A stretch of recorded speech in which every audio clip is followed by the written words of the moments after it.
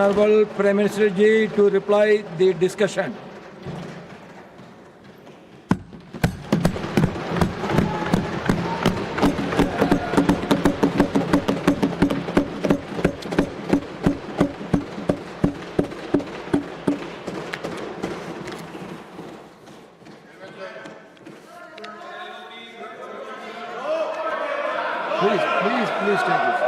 Please take your seat. No, please take your seat. No, when the Prime Minister is on his legs, please take your seat. आदरणीय सभापति जी,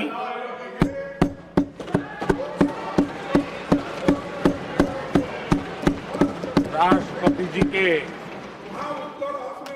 अभिभाषण पर आभार व्यक्त करने के लिए take your seat.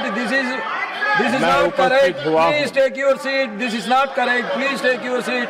No. Please take your seat. आप बैठिए please. आप बैठिए please. Prime Minister is on his legs. Please आप बैठिए. Please आप बैठिए.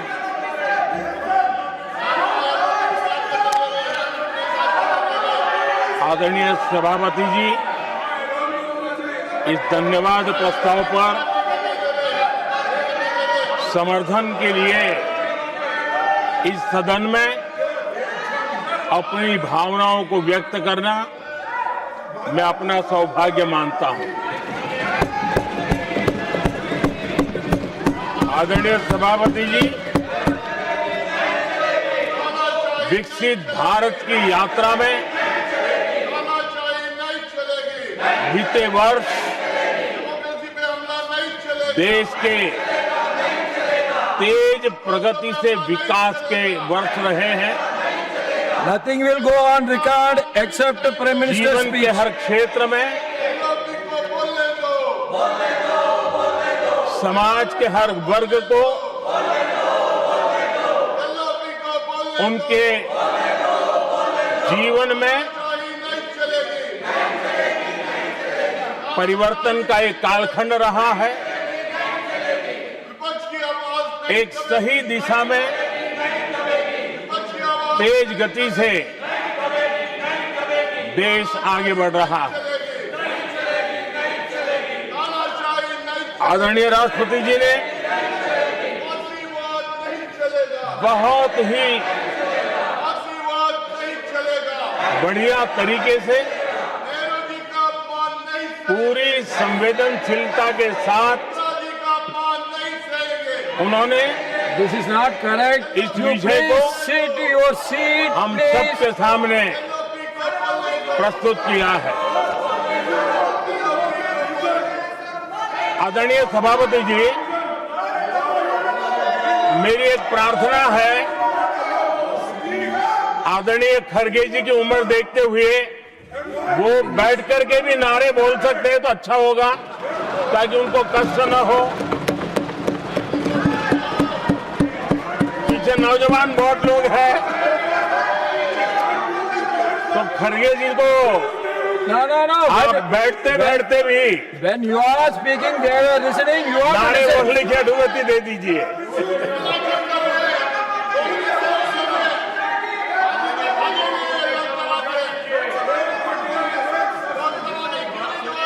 आदरणीय सभापति जी, राष्ट्रपति जी ने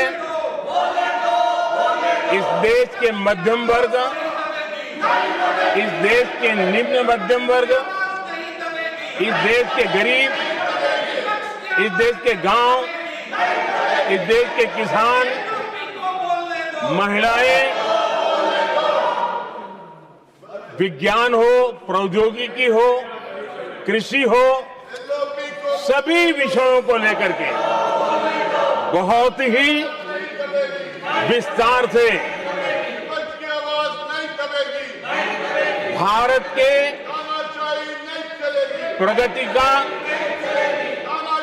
एक स्वर संसद में गूंजा है।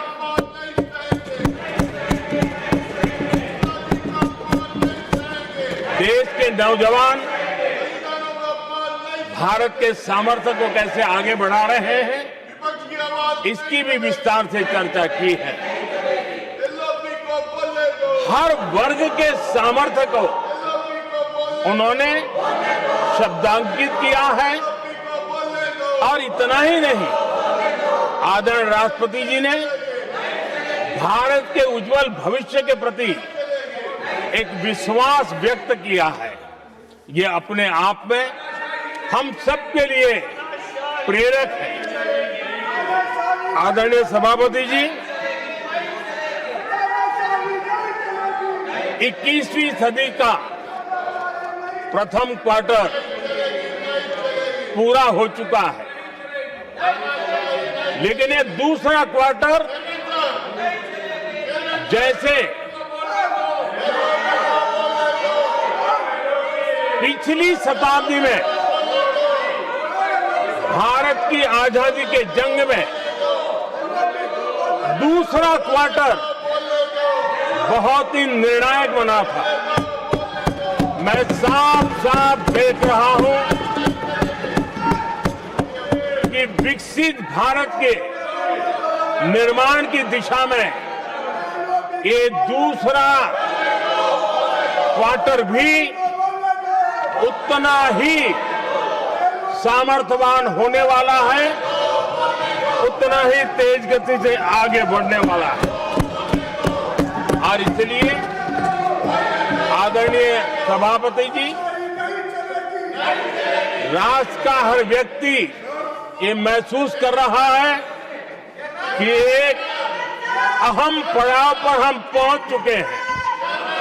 अब न हमें रुकना है, न हमें पीछे मुड़ करके देखना है। I will not go ahead to do what you are doing. आगे ही आगे देखना Please है। बैठिए। I am not going to let गति you से चलना now. है। You please बैठिए। और लक्ष्य को प्राप्त करके ही हमें सांस लेनी है।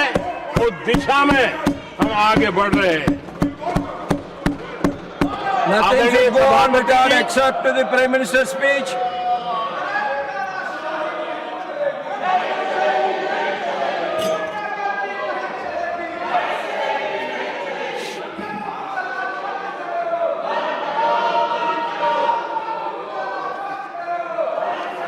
आदरणीय सभापति जी, वर्तमान में अगर हम देखें तो भारत के भाग्य के अनेक सुयोग एक साथ हमें नसीब हुए।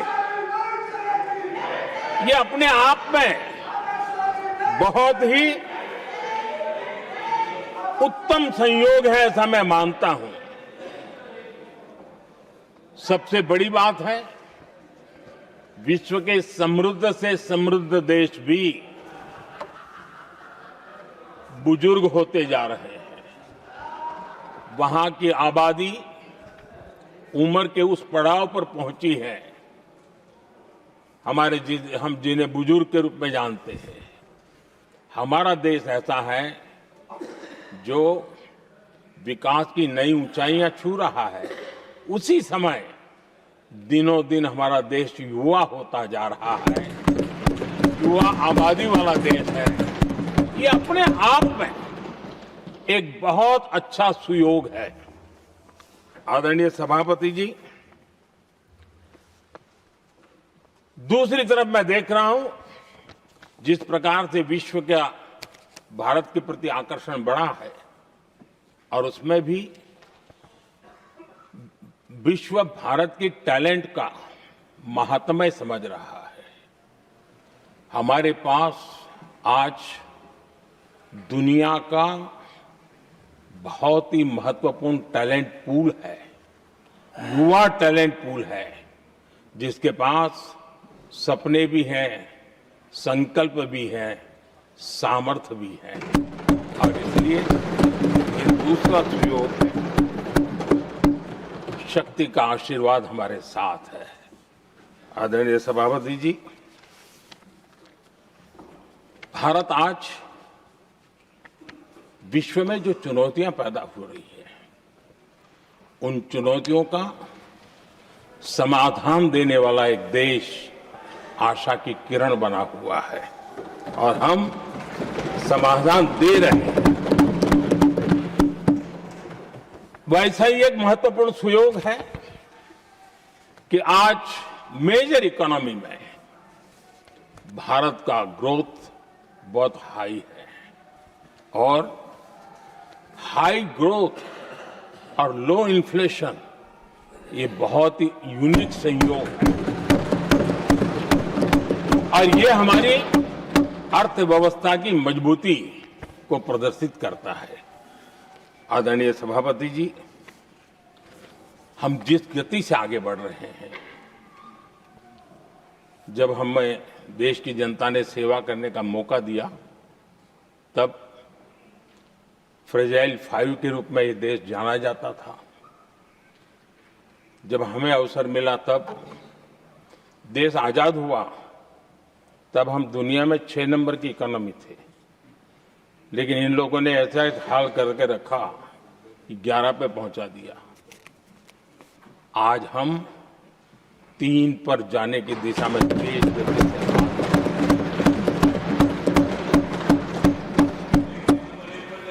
आदरणीय सभापति जी, आज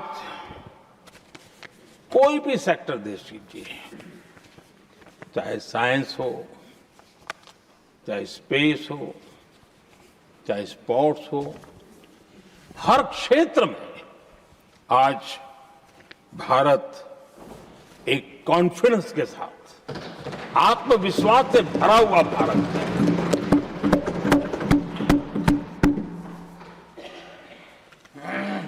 कोविड के बाद विश्व में जो स्थितियां पैदा हुई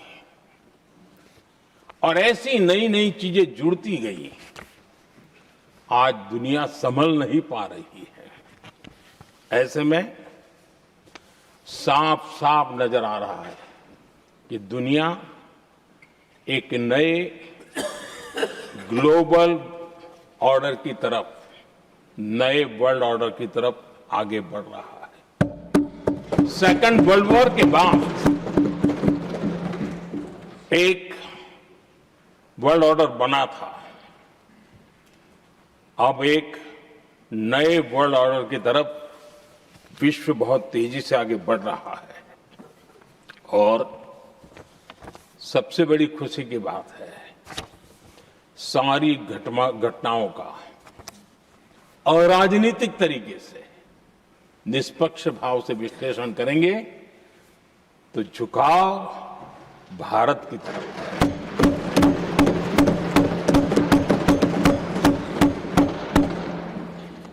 विश्व मित्र के रूप में, विश्व बंधु के रूप में आज भारत अनेक देशों का विश्वस्त पार्टनर बना है और हम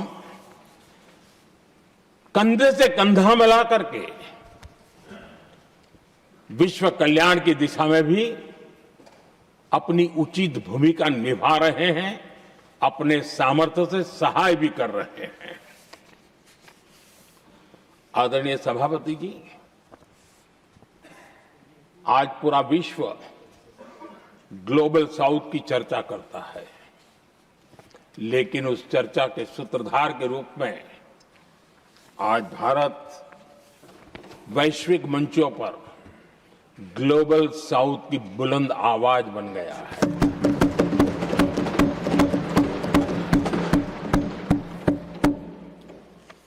अनेक देशों के साथ आज Bharat future ready trade deals कर रहा है। पिछले कुछ ही समय में दुनिया के महत्वपूर्ण 9 बड़े देशों के साथ 9 बड़े हमारे ट्रेड डील हुए हैं और उसमें मदर ऑफ ऑल डील एक साथ 27 देशों के साथ, यूरोपियन यूनियन के साथ।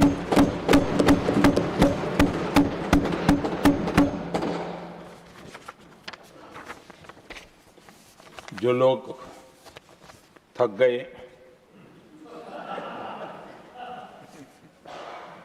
बेचारे चले गए,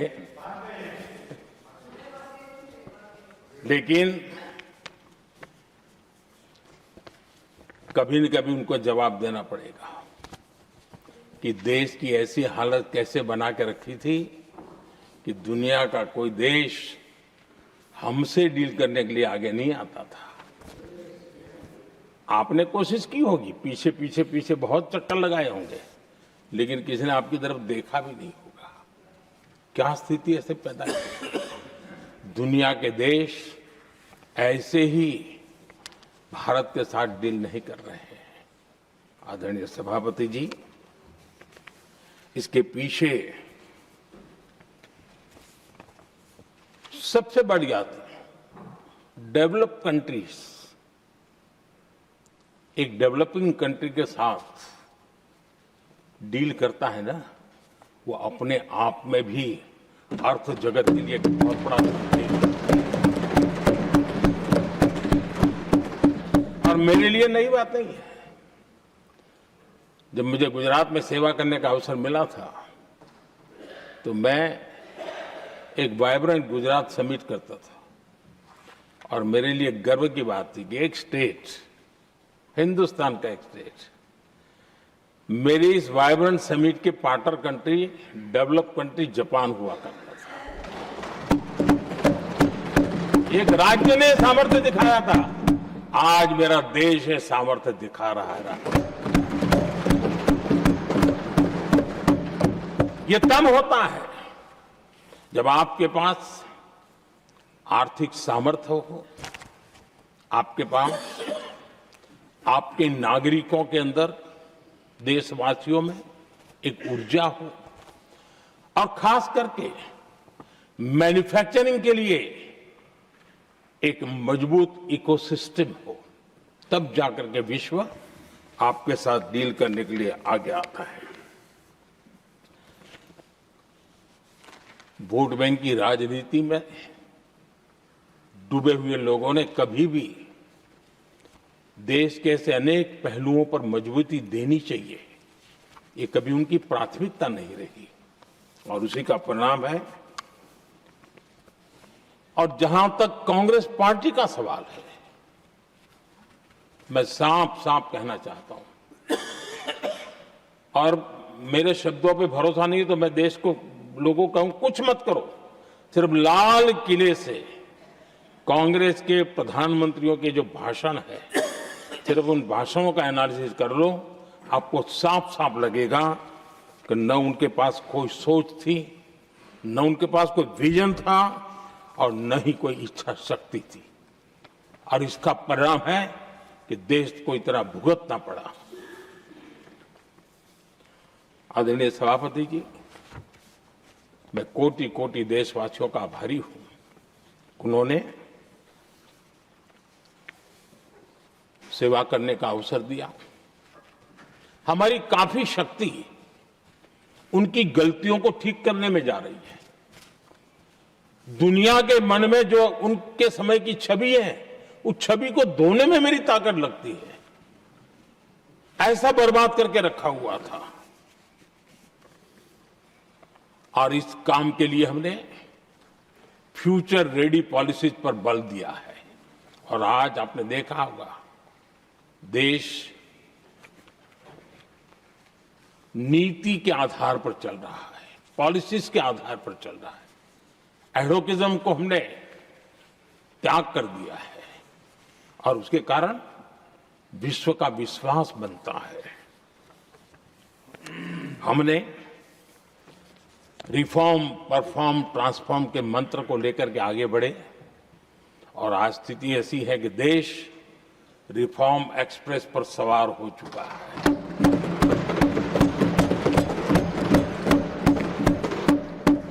हमने स्ट्रक्चरल रिफॉर्म्स किए हैं, प्रोसेस से जुड़े रिफॉर्म्स किए हैं, पॉलिसीज में रिफॉर्म किए हैं। हमारा मैन्युफैक्चरिंग सेक्टर, हमारे उद्यमी ये सशक्त हो, भारत की हर चीज का वैल्यू एडिशन हो, उस दिशा में हमने प्रयास किया है। और मैं आज विश्वास के साथ कह सकता हूं, आज भारत विश्व के साथ स्पर्धा करने के लिए पूरी तरह तैयार है। और आप हमसे जुड़े रहने के लिए सब्सक्राइब करें YouTube पर, फॉलो करें Twitter पर और लाइक करें Facebook पर। और ज्यादा जानकारी के लिए आपको टाइप करना होगा सिर्फ न्यूज नशा।